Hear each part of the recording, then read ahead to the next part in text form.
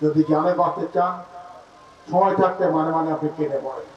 হাসিনা যান বাঁচানোর জন্য নিজের জানটা নিয়ে কোনো রকমের দৌড়াই গিয়ে হেলিকপ্টারে উঠলো। আর সাথে অবশ্য তিনি ওনার যে সমস্ত লুকায়িত চুরি করা সম্পদ ছিল, সোনা দানা, অর্থ সম্পদ, সব কিন্তু সুটকেস, 27-28টা সুটকেস নিতে কিন্তু ভুল করবেন না। উনি পালিয়ে গেলেন। তার প্রিয় দাদা, প্রিয় আপনজন, অন্তরের আপনজন শ্রী বাবু মোদী বাবুর কাছে উনি চলে গেলেন। এখনো তিনি মধুবাবুর আশ্রয়ে আছেন।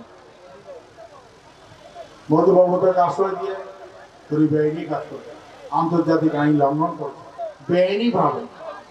যার পাসপোর্ট নাই, যার পরিচয় নয়, পাসপোর্ট না থাকলে যার পরিচয় থাকে না, সে পরিচয়হীন ব্যক্তি শেখ হাসিনাকে ওই ভারতের সরকার অন্যায়ভাবে তিনি যখন আশ্রয় দিয়েছেন, তিনি আর নিজেকে বাংলাদেশের বন্ধু বলে দাবি করতে পারেন না।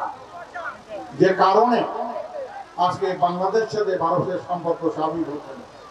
বাংলাদেশ এবং ভারতের জনগণ চাই দুই দেশের জনগণের মধ্যে বন্ধুত্ব সম্পর্ক থাকুক। আমাদেরও ভারতে যাওয়া প্রয়োজন আছে, চিকিৎসার জন্য যেতে হয়, সুলভ চিকিৎসা সেখানে পাওয়া যায়।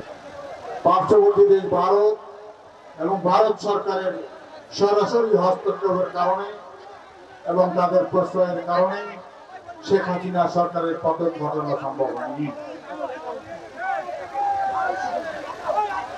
এইবার ছাত্র সমাজ হাসিনার বিরুদ্ধে কোটা বিরোধী আন্দোলন শুরু করলো, তারপর বৈষম্য বিরোধী আন্দোলন শুরু করলো।